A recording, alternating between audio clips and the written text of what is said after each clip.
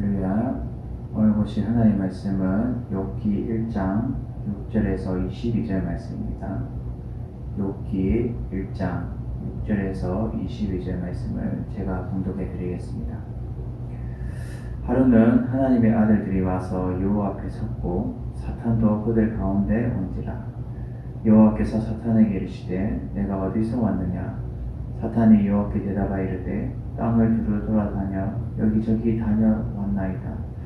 여호와께서 사탄에게 이르시되 내가 내 종 욥을 주의하여 보았느냐. 그와 같이 온전하고 정직하여 하나님을 경외하며 악에서 떠난 자는 세상에 없느니라. 사탄이 여호와께 대답하여 이르되 욥이 어찌 까닭없이 하나님을 경외하리이까. 주께서 그와 그의 집과 그의 모든 소유물을 울타리로 두르신 때문이 아니니까. 주께서 그의 손으로 하는 바를 복되게 하사 그의 소유물이 땅에 넘치게 하셨음이니이다. 이제 주의 손을 펴서 그의 모든 소유물을 치소서. 그리하시면 틀림없이 주를 향하여 욕하지 않겠나이까. 여호와께서 사탄에게 이르시되 내가 그의 소유물 다 내 손에 맡기노라. 다만 그의 몸에는 내 손을 대지 말라 하니라.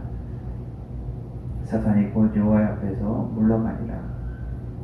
하루는 욥의 자녀들이 그의 맏아들의 집에서 음식을 먹으며 포도주를 마실 때에 사안이 욥에게 와서 아뢰되 소는 밭을 갈고 나귀는 그 곁에서 풀을 먹는데 스바 사람이 갑자기 이르러 그것을 빼앗고 칼들로 종들을 죽였나이다. 나만 홀로 피하여 주인에게 아래로 왔나이다. 그가 아직 말하는 동안에 또 한 사람이 와서 아뢰되 하나님의 불이 하늘에서 떨어져 양과 종들을 살라버렸나이다. 나만 홀로 피하여 모였으므로 주인께 아래로 왔나이다. 그가 아직 말하는 동안 또 한 사람이 와서 아뢰되 갈대아 사람이 새 무리를 지어 갑자기 낙타에게 달라들어 그것을 빼앗으며 칼로 종들을 죽였나이다. 나만 홀로 피하였으므로 주인께 아래로 왔나이다. 그가 아직 말하는 동안에 또 한 사람이 와서 아뢰되 주인의 자녀들이 그의 맏형 집에서 음식을 먹으며 포도주를 마시는데 거친 들에서 큰 바람이어서 집 내모퉁이를 치네.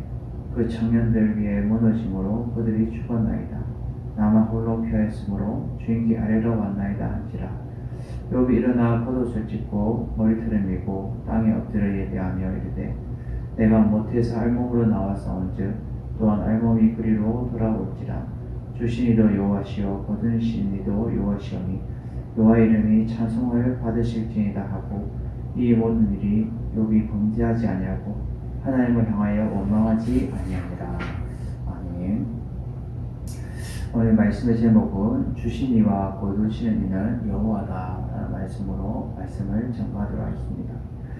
영국의 유명한 찰스 웨슬리는 이 비바람이 칠 때와 물결 높이 일 때라는 이 찬송을 지었던 것이죠. 그 찬송을 짓게 된 동기는 어느 날 그의 서재에 방문을 활짝 열어놓고 쉬고 있으려니까 어디선가 작은 새 한 마리가 매에 쫓겨서 살려고 그의 방에 푸르륵 들어갔던 것이죠. 새는 공포에 쌓여서 방 안을 몇 바퀴 이렇게 휘휘 돌더니 푸르륵거리면서 조용히 앉아서 그의 옷자락 속에 기들였습니다. 찰스는 움직이지 않고 그대로 앉아서 새가 하는 대로 그대로 맡겨뒀던 것이죠. 그 새는 이제 매에 쫓겼으니까 할딱할딱거리면서 잠시 숨을 가쁘게 내쉬다가 새는 잠시 후 평안해진 듯 보였습니다. 그는 어린 새를 쓰다듬어서 창밖으로 다시 놓아 보내고 일어나 불현듯 그 마음속에 떠오른 노래를 읽게 되었는데 그 노래가 곧 비바람이 칠 때와 물결이 높이 일 때라는 찬송입니다. 그가 이 노래를 짓게 된 동기 또 하나가 있습니다. 아메리카에 가서 전도를 가려고 하다가 성공하지 못하고 기호하는 이 도중에 풍랑을 만나서 처참한 공경을 넘긴 일이 있었는데 그때 이 위기 중에서 전심을 주께 맡기고 고난을 돌파한 경험이 그 찰스 웨슬리에게 있었던 것이죠. 그래서 이 노래는 황야 같은 세상을 사는 인생들에게 참 생명의 이 주를 신뢰하도록 하는데 큰 감명을 주고 있다는 겁니다. 우리가 풍랑을 만날 때 또 주님께서 그 풍랑을 통하여서 다시금 주님께 나아갈 때를 우리에게 제시해 준다라는 것이죠. 이 풍랑은 시험이나 공경 또 우리에게 어려움이 다가오지만 그럴 때에 우리가 두려워하는 것이 아니라 주님께 붙들고 나아가는 자세가 우리에게 필요하다는 것이죠. 옛날 스페인의 어느 산 인근에 수십 명의 농부들이 살았습니다. 그곳은 유명한 이 포도 생산 지역이기 때문에 주변에 이 포도 농장을 하는 가정들이 많이 있었던 것이죠. 어느 날 원인을 알 수 없는 이 산불이 일어나게 되었습니다. 그래서 그 많은 포도들이 이 수확기인데도 불과 며칠 앞두고 말이고 누가 고의적으로 불을 냈는지 아니면 어디서 불꽃이 튀었는지 알지 못할 정도로 이 화재가 며칠 동안 이 인근의 포도를 다 싹쓸이 다 태워버렸던 것입니다. 그 한 가정도 예외 없이 포도 농장은 엉망이 되었던 것이죠. 사람들은 막 가슴을 치면서 또 하늘을 원망을 했습니다. 아무런 대책 없이 우물쭈물한 정부를 탓하기도 했습니다. 그렇게 그들은 한탄하고 통곡하면서 그 마을을 떠나갔던 거죠. 한 가정씩 한 가정씩 이 마을에서 희망이 없어 라고 하면서 한 가정씩 떠나갔던 것이죠. 그런데 그 마음에 예수님을 믿은 지 얼마 안 된 초신자가 있었습니다. 그래서 교회에 나온 지 몇 달 지나지 않아 그 같은 일을 이제 당하게 되었던 거죠. 그 같은 일을 당해서 황망했지만 지난주에 목사님의 설교를 들은 것이 그에게 생각이 떠올랐던 것입니다. 환난 중에 기뻐하고 감사할 때에 그 환난이 변하여 복이 된다라는 말씀이었습니다. 이 목사님의 말씀을 그리고 그의 절망과 원망에 사로잡힌 자기 마음의 싸움을 끝까지 그는 결론을 내렸습니다. 결국 하나님의 뜻이 있어서 불이 났던 거야. 나는 모르지만 하나님의 계획이 있어. 지난주에 목사님 설교 말씀도 다 우연이 아니라 다 나에게 들으라고 하신 말씀이었어 라고 그는 그의 생각을 다시금 절망의 원망에 사로잡힌 그것이 아니라 다시 희망으로 지금 감사로 다시 이렇게 되돌이켜서 생각을 했다는 거죠. 그는 원망과 불평을 누르고 억지로 감사하기 시작했습니다. 마을 사람들은 모두 떠나가고 이제 이 농부 한 사람밖에 그 마을에 남지 않았던 거죠. 그는 다시 내년에 농사를 준비하기 위해서 그 잿더미들을 정리하기 시작했습니다. 이렇게 치우고 막 이렇게 다시 밭을 이꿔야 되니까. 그러다 갑자기 반짝이는 뭔가를 발견했는데 가서 보니 그거는 은덩어리였던 거죠. 알고 보니 그 농장 뒤에 산이 있었는데 그 산 뒤에는 산에는 은맥이 흘렀던 것입니다. 그동안 풀이 덮여서 아무것도 몰랐는데 큰 불로 인해서 그 은맥이 녹아내리면서 속을 드러내게 되었던 것이죠. 그는 그 은광산을 개발해서 포도 농장을 얻은 수입에 이 수십 배, 수백 배를 얻을 수가 있었던 거죠. 이미 불은 났고 유연 농사는 망쳤지만 그는 불평하지 않고 감사하면서 다시 시작했을 때 복이 임하게 된다라는 것을 말해주고 있는 것입니다. 어떤 종류의 고난이든지 그 고난 뒤에 계시는 하나님을 우리는 바라봐야 된다라는 것을 알려주고 있는 거죠. 찬송 여러분, 지금도 하나님은 여러분들의 삶 뒤편에 서서 고난 중에서도 건져내어 주시고 이끌어 주신다라는 사실을 여러분 아시기를 바랍니다. 오늘 우리는 욥이 고난 가운데 있을 때에 하나님의 섭리와 행동의 자세를 우리는 세 가지를 통해서 알아보시기를 바랍니다. 첫째로 의인에게는 하나님의 보호와 돌보심이 있다라는 것이죠. 오늘 본문 8절에서 10절의 말씀을 제가 봉독하도록 하겠습니다. 여호와께서 사탄에게 이르시되 내가 내 종 욥을 주의하여 보았느냐. 그와 같이 온전하고 정직하여 하나님을 경외하며 악에서 떠난 자는 세상에 없느니라.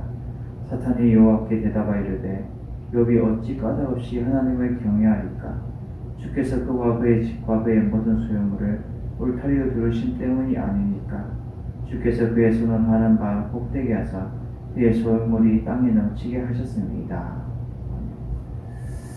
어떤 사람이 이제 꿈을 꾸었습니다. 그래서 그 수평선 너머로 보이는 모래바위를 걷는 꿈을 꾸었던 것이죠. 긴 모래길은 자신의 일생을 보여주고 있었습니다. 그래서 모래 위에 두 사람의 발자국이 보였던 거죠. 하나는 분명히 그 발자국은 자신의 것이었고, 또 하나는 늘 동행하신 예수 그리스도의 발자국이었던 것이죠. 그런데 그 일생을 통해서 극심한 고통을 당했을 때마다 모래 위에 한 사람의 발자국밖에 없었습니다. 저와 늘 함께 하신다고 하셨잖아요 라고 그가 물었을 때 예수 그리스도께서는 이렇게 말씀하셨습니다. 그것은 내 발자국이다. 너가 고통 가운데 있을 때에 내가 너를 이렇게 등에 업고 지나왔단다 라고 말한 거죠. 그러니까 한 발자국이 있었는데 자신의 발자국이 아니라 예수 그리스도의 발자국이었다는 거죠. 하나님은 항상 우리를 돌보시고 고통을 당한 동안에 우리와 함께 하신다라는 사실입니다. 하나님이 멀리 계시는 것 같이 생각되는 것은 여러분의 느낌일 뿐이지 정말로 그분이 멀리 계시는 것은 아니다라는 거죠. 하나님은 우리의 삶의 아주 사소한 부분까지도 알고 계시다라는 거죠. 심지어 우리의 머리카락까지도 다 세고 계시는 분이면서 이 정도의 우리에게 관심을 많다면 여러분이 현재 당하고 있는 그 고통에도 하나님은 관심을 갖고 있지 않겠습니까? 이와 같이 연약한 인간이 예수님을 믿고 영접하면 제사함받고 구원받을 뿐만 아니라 이 세상 사는 동안에도 하나님이 늘 우리와 함께 하셔서 어떤 고난과 고통도 넉넉히 이기게 하신다라는 사실입니다. 오늘 본문 8절에 보면 여호와께서 사탄에게 이르시되 내가 내 종 욥을 주의하여 보았느냐 그와 같이 온전하고 정직하여 하나님을 경외하여 악에서 떠난 자가 이 세상에 없다라고 말하죠. 여기서 이 내 종이라고 지금 말하는 것은 노예를 말하는 것이 아니라 지금 하나님은 존경과 명예로 욥이 하나님의 특별한 이 사랑을 받고 있는 특별한 존재라고 지금 말해주고 있는 겁니다. 그리고 그와 같이 온전하고 정직하여 하나님을 경외하며 악에서 떠난 자는 세상에 없다라고 지금 말하죠. 하나님의 직접적인 평가 이유는 욥이 누구보다도 이 영적으로 도덕적으로 신실하게 살려고 노력했다라는 것을 증명하면서 보여주고 있는 것입니다. 이러한 점에서 하나님은 이러한 자를 기뻐하시며 의인이라고 인정하시는 것입니다. 이렇게 하나님이 사탄에게 욥을 칭찬하니 9절에 뭐라고 하니까 사탄이 여호와께 대답하여 이르되 욥이 어찌 까닭없이 하나님을 경외하리까 라고 대답합니다. 여기서 어찌 까닭없이 하나님을 경외하리까 라고 사탄이 말하는 것은 욥이 하나님께로 받은 바 기존에 그 받은 모든 물질과 영적 축복이 하나님의 보호와 돌보심 가운데 이루어진 것이어서 확실한 그 대가가 있기 때문에 하나님을 경외한 것이 아닙니까? 라고 반문하는 것이죠. 10절에 보면 주께서 그와 그의 지은 그의 모든 소유물을 울타리로 두르신 때문이 아닙니까? 주께서 그의 손으로 하는 바를 복되게 하사 그의 소유물이 땅에 넘치게 하셨습니다. 라고 지금 사탄은 말을 하는 이유는 그의 모든 소유물을 울타리, 즉 이 맹수와 또 가축으로부터 재산을 보호하기 위해 세운 이 가시 울타리인데 이것은 영적으로 하나님의 보호와 안전을 상징하고 있다는 것이죠. 사탄은 이러한 환경적 배경을 이용해서 욥에 대한 하나님의 보호가 있기 때문에 그는 잘 되는 것이 아닙니까? 라고 지금 반문하고 있다는 거죠. 그래서 지금 설득력 있게 하나님께 말을 하고 있는 것입니다. 그래서 땅에 넘치게 하셨습니다. 라고 지금 결론을 말하는 것은 또한 하나님의 보호와 돌봄으로 이 욥의 재산이 증가했다라고 사탄은 말하고 있는 거죠. 지금 사탄이 거짓말하는 것이 아니라 그 있는 사실을 지금 말하는 것이지만 지금 욥을 시험하기 위해서 사탄은 말을 한마디로 몰아가고 있는 것을 볼 수가 있죠. 이러한 것을 보면 의인은 하나님의 보호와 돌보심 가운데 있다는 거죠. 산성 여러분, 지금 하나님의 보호와 돌보심 가운데 여러분들은 살고 계십니까? 내가 구하는 가족과 직장과 나와 연관되어 있는 영혼들에도 하나님의 보호와 돌보심이 있습니까? 하나님의 사람에게는 하나님의 특별한 보호와 돌보심이 있다는 사실을 여러분 아시기를 바랍니다. 두 번째로 이 사탄의 이 교만한 모습으로 인해서 모든 것을 해하려고 하지만 그의 생명만은 건드릴 수가 없다라는 거죠. 오늘 본문 11절에서 12절과 18절, 19절 말씀을 제가 봉독하도록 하겠습니다. 이제 주의 손을 펴서 그의 모든 소유물을 치소서. 그리하시면 틀림없이 주를 향하여 욕하지 않겠나이까. 여호와께서 사탄에게 이르시되 내가 그의 소유물을 다 내 손에 맡기노라. 다만 그의 몸에는 내 손을 대지 말지니라. 사탄이 곧 여호와 앞에서 물러가니라. 그가 아직 말하는 동안에 또 한 사람이 와서 이르되 주인의 자녀들이 그들의 맏형의 집에서 음식을 먹으며 포도주를 마시는데 거친 들에서 큰 바람이 와서 집 내 모퉁이를 치매 그 청년들 위에 무너지므로 그들이 죽었나이다.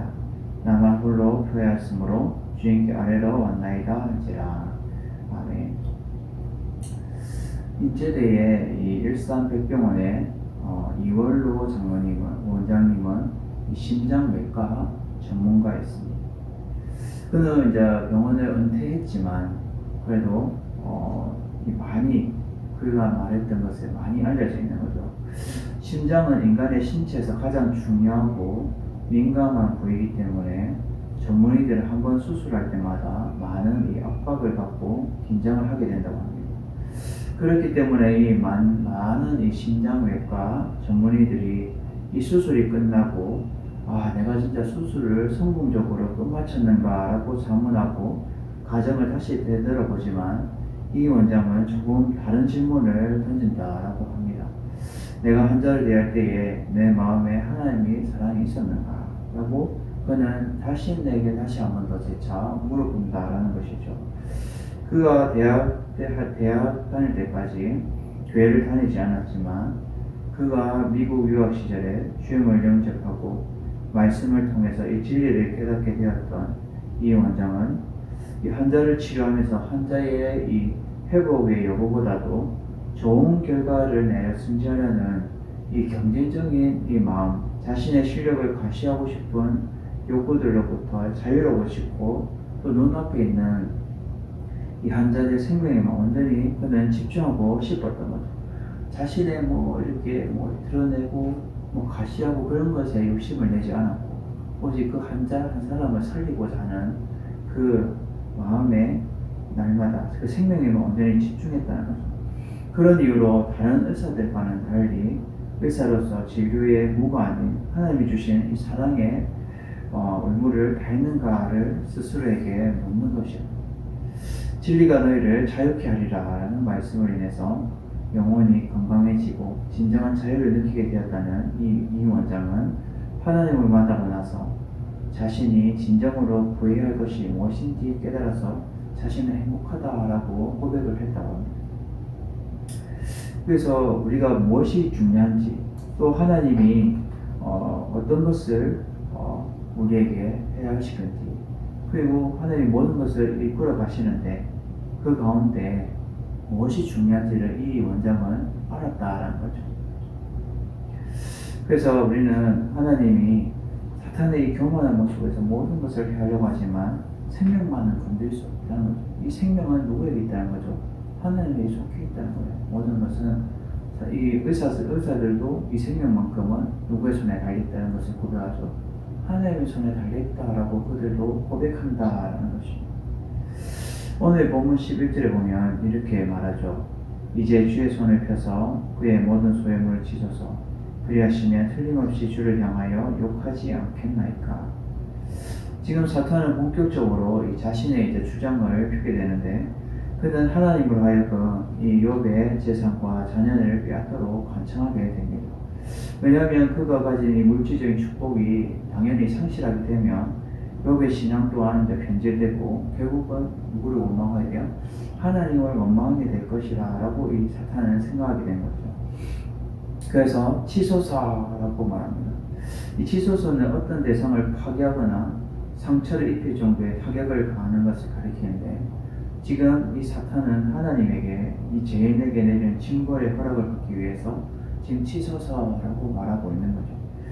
그리고 틀림없이라고 지금 틀림없이 주를 향하여 욕하지 않겠습니까? 틀림없이라고 말한 것은 기필코 반드시라는 뜻으로 이 사탄의 교만과 어리석음이 동시에 보여주고 있는 거죠. 그는 하나님의 재앙에 대해서 욥의 반응을 미리 기필코 그렇게 될 것입니다 라고 지금 단정짓는 이 영적인 교만함을 보이고 있는 것입니다. 그리고 욕하지 않겠나이까, 이거는 저주하거나 모욕하지 않겠습니까 라는 뜻으로 사탄은 욥이 고난을 이기지 못해서 결국은 하나님께 원망하고 또 신성모독으로 죄를 범하게 될 것이라고 기대를 했던 것이죠. 그런데 12절에 어떻게 됩니까? 여호와께서 사탄에게 이르시되 내가 그의 소용을 다 내 손에 맡기겠다. 그렇지만 다만 그의 몸에는 내 손을 대지 말라라고 말을 하게 되죠. 그래서 보면 사탄의 활동은 두 가지를 볼 수가 있는데, 하나는 사탄의 능력에 제한성이 있다라는 거죠. 사탄이 활동할 수 있는 그 범위가 자기 마음대로 할 수 있는 게 아니라 사탄의 능력 또한 제한성이 있다는 거죠. 하나님의 범위가 정해져 있다는 거죠. 사탄은 철저히 하나님 통제 안에 있고 독자적으로 욥을 해하지 아니하고 하나님의 허락이 있은 후에 그 활동을 하는 것은 이 독자적인 능력을 가지지 못했다는 것을 우리에게 보여주고 있는 겁니다. 그리고 두 번째로 이 사탄의 활동에 제한성이 있다는 거죠. 사탄의 활동은 하나님의 명령의 범위 안에만 행해진다는 겁니다. 1차 시험에서 사탄은 욥의 자녀와 재산에만 재앙을 내렸을 뿐 그의 생명을 건드릴 수가 없었습니다. 그리고 2차 시험에서도 욥의 육체에 질병을 주었을 뿐 그의 생명을 해할 수가 없었던 것이죠. 이처럼 사탄은 교만한 모습으로 모든 것을 이 욥을 다 빼앗고 해할 수 있을 거라고 했었지만 중요한 것은 그의 생명만은 해할 수 없었다는 것을 우리에게 단편적으로 보여주고 있는 거죠. 내 손에 맡기노라 라고 하나님 말씀하는 것은 욥을 시험할 수 있는 허락을 하나님께 사탄이 지금 받은 것이죠. 그래서 사탄은 욥의 재산에 재앙을 내리고 심지어 그 자녀들에게도 재앙을 내리게 됩니다. 18절 19절에 보면 그가 아직 말하는 동안에 또 한 사람이 와서 이르되 주인의 자녀들이 그들의 맏형 집에서 음식을 먹으며 포도주를 마시는데 거친 들에서 큰 바람이 와서 집 내 모퉁이를 치매 그 청년들 위에 무너짐으로 그들이 죽었나이다. 나만 홀로 피하였으므로 주인께 아뢰러 왔나이다 한지라. 지금 욥의 자녀들이 음식을 먹고 밥을 먹고 있을 때 포도주를 마시고 있었는데 하루아침에 날벼락처럼 갑작스럽게 바라오는 극협한 해오리 바람에 와서 집 내 모퉁이를 팍 쳐버리니까 무너져가지고 다들 급작스러워 죽게 되었던 것이죠. 성경을 보면 사탄이 교만한 모습으로 이의 모든 것을 이해하려고 하지만 이 또한 하나님의 허락이 있어야 하며 생명 또한 마음대로 그는 건드릴 수가 없었다라는 사실입니다. 날마다 하나님을 의지하여서 여러분들도 사탄이 우리에게 주는 그 많은 시험과 어려움들이 있더라도 그것을 우리가 이겨내고 또 하나님의 그 권한 밖에 생명만큼은 우리가 건드릴 수 없다라는 거죠. 모든 것을 우리에게 해할 수 있어도 생명만큼은 건드릴 수가 없다는 거죠. 그 생명은 누구에게 속해 있다는 거죠? 하나님께 속해 있다라는 것입니다. 세 번째로 이 참된 신앙인은 극신앙 환난 중에서도 하나님을 원망하지 않는다라는 거죠. 오늘 본문 20절에서 22절 말씀을 제가 봉독하도록 하겠습니다. 욥이 일어나 겉옷을 찢고 머리털을 밀고 땅에 엎드려 예배하며 이르되 내가 모태에서 알몸으로 나와서 언제 또한 알몸이 그리로 돌아가올지라. 주시니도 여호와시요 얻으시니도 여호와시오니 여호와의 이름이 찬송을 받으실지니라 하고 이 모든 일에 욥이 범죄하지 아니하고 하나님을 향하여 원망하지 아니하니라. 아멘. 이 솔맨이라고 하는 하가가 있었습니다. 이 솔맨이라는 하가가 어연한 지 얼마 지나지 않아서 그가 이 중병에 걸렸던 거죠. 그래서 의사가 말해줍니다. 당신은 이제 임파선으로 결핵을 앓고 있습니다. 앞으로 이제 3개월밖에 살지 못합니다 라고 말했던 거죠. 그의 부인은 유명한 가수로 또 임신 중에 있었던 거죠. 그래서 아내에게도 미안하거니와 또 자신의 앞으로 태어날 이 아이에 대한 생각에도 죄스럽기도 했던 거죠. 그는 3개월밖에 못 산다는 이 말을 듣고 몹시 괴로워하고 있을 때에 아내가 그를 위로하게 됩니다. 아니 왜 3개월밖에 못 산다고 생각하지 말고 하나님께서 지금 당신에게 3개월을 허락해 주셨다고 생각해요. 감사해요. 아무것도 원망하지 말아요. 3개월이 얼마입니까? 천국 같은 그 시간을 가장 아름답게 만들어봐요. 그러면 오히려 3개월이나 허락하신 하나님께 감사를 해야 되지 않습니까? 라고 말하는 거죠. 그들은 기뻐하면서 매일 감사하면서 열심을 하면서 일을 했던 거죠. 그런데 그의 병은 3개월이 지나도 아무런 이상이 없고 병이 씻은 듯이 나았던 거죠. 그가 그린 그림이 유명한 것이 있습니다. 바로 이 예수님의 얼굴을 그렸던 거죠. 보통 사람은 예수님의 얼굴을 그릴 때에 되게 이 자비하신 분으로 고난당하신 얼굴로 그리는데 이분은 지도력 있고 강인한 인간성을 지닌 인물로 표현을 했습니다. 이 그림이 유명해서 수백 장이 인쇄되었고 오늘날도 그 예수님의 얼굴 초상화가 많이 걸려 있다는 거죠. 오늘 본문 20절에 보면 이 욥이 일어나 겉옷을 찢고 머리털을 밀고 땅에 엎드려 경배하며 예배하며 라고 말하고 있는데 여기서 욥은 침묵을 지키고 있다가 첫 번째 반응을 나타내고 있는데 겉옷을 찢고 머리털을 밀고 라고 말합니다. 이 당시 귀족들이 입었던 외투인데 이것을 찢었던 것은 극심한 슬픔을 말해주고 있으며 머리털 또한 재난에 통해서 애통하는 것을 머리털을 밀었다는 거죠. 그러나 중요한 것은 자식도 다 잃고 재산도 다 날려버린 이러한 상황 가운데 욥은 행동은 어떻습니까? 원망하고 불평합니까? 아닙니다. 땅에 엎드려서 무려 예배하며 라고 말하듯이 그의 참된 신앙인의 모습을 보여주고 있는 것이죠. 21절에 보면 이렇게 고백합니다. 이르되 내가 모태에서 알몸으로 나왔사온즉 또한 알몸이 그리로 돌아올지라 주시니도 여호와시오 거두시니도 여호와시오니 여호와 이름이 찬송을 받으시리라 라고 막 고백합니다. 내가 모태에서 알몸으로 나왔사온즉 또한 알몸이 그리로 돌아가올지라. 욥이 지금 자신이 출생할 때 아무것도 가지지 않은 것처럼 자신이 죽을 때 또한 역시 아무 소유물을 내가 가져갈 수 없다라는 것을 지금 솔직하게 고백하면서 하나님의 섭리에 내가 순종할 수밖에 없는 나는 연약한 존재다라고 지금 고백하고 있는 거죠. 그리고 주시니도 여호와시오 거두시니도 여호와시오니 하나님의 이 주권과 섭리를 인정하는 것입니다.